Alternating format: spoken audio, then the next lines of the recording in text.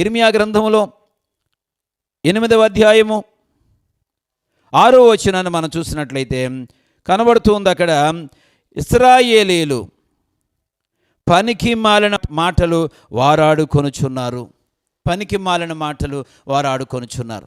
ప్రియమైనటువంటి వాక్యం అంటున్న సహోదరి సహోదరుడా, దేవుని జనాంగమైన వారు, ఏర్పరచబడిన వంశం, రాజులైన యాజక సమూహం, దేవుని సొత్తైన ప్రజలు. కాబట్టి ఈరోజు ఒక బాధ్యతాయుతమైనటువంటి స్థితిలో ఉన్నటువంటి సంఘం, ఉండవలసినటువంటి సంఘం పిల్లారా, ఈరోజు పనికి మాలిన మాటలు ఆడే పరిస్థితిలో ఉన్నారా? దేవుని వాక్యం అంటున్న సహోదరి సహోదరుడా, నీ ఆధ్యాత్మిక జీవితంలో దేవుడు నిన్ను ఒక పనికి వచ్చే సాధనంగా మార్చాడు.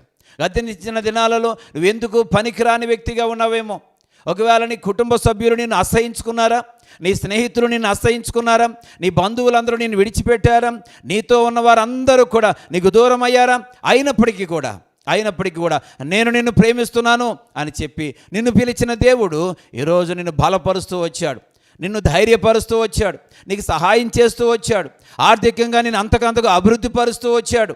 ఇలాంటి దేవుని చేత ఆశీర్వదించబడి ఒక స్థిరపరచబడినటువంటి స్థితిలో ఉన్న నీవు ఈరోజు ప్రయోజనకరమైన మాట్లాడాల్సిన అవసరం ఉంది. దేవుని కొరకు మహిమకరమైన మాటలు, దేవుని కొరకు ఘనమైనటువంటి సాక్ష్యాలు చెప్పే స్థితిలో ఉండాలి తప్ప పనికి మాలిన మాటలు మన నోటి వెంబడి రాకూడదు. ప్రియమైనటువంటి వారులారా, దేవుని యొక్క వాక్యములో మనం చూస్తాం.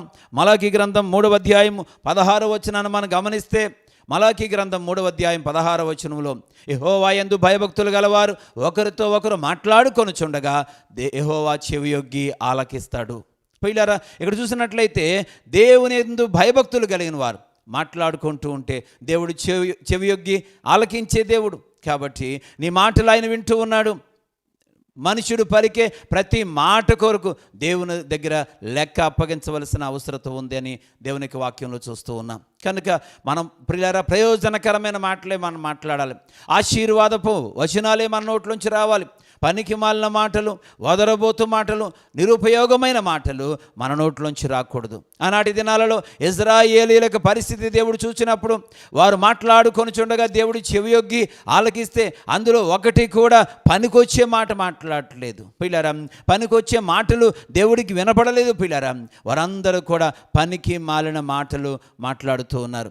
ఈరోజు నువ్వు మాట్లాడుతూ సమయాన్ని వృధా చేస్తూ ఉన్నావేమో, నువ్వు కొంత సమయాన్ని ఉపయోగించి నువ్వు కొన్ని మాటలు మాట్లాడావు అని అంటే అది నీకు శ్రేయస్కరంగా ప్రయోజనకరంగా ఉండాలి, నీ కుటుంబానికి ప్రయోజనకరంగా ఉండాలి, సమాజానికి ప్రయోజనకరంగా ఉండాలి, అలాగే నిన్ను సృష్టించినటువంటి దేవునికి మహిమకరంగా ఉండాలి.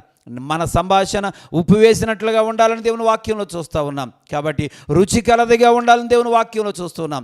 సహోదరి సహోదరుడా, నీవు అనవసరమైనటువంటి మాటలు మాట్లాడుతూ, పనికి మాలిన మాటలు మాట్లాడుతూ ఒకవేళ కాలక్షేపం చేస్తున్నావేమో, దేవుడి దినాన తన వాక్యము ద్వారా నీతో మాట్లాడుతున్నాడు.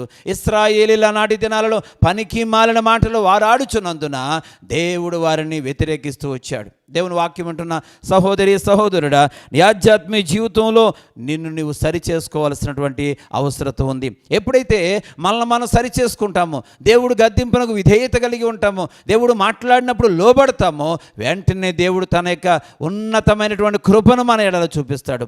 ఆయన అపారమైనటువంటి ప్రేమను మన ఎట్లా కనపరిచి మన ఆధ్యాత్మిక జీవితాలలో సంతోషాన్ని, ఆనందాన్ని ప్రతిఫలముగా మనకిస్తారు పిల్లారా. కాబట్టి దేవుని యొక్క వాక్యాన్ని మనం అంగీకరించి ఆ ప్రకారంగా జీవించాల్సిన వారమై ఉన్నాం.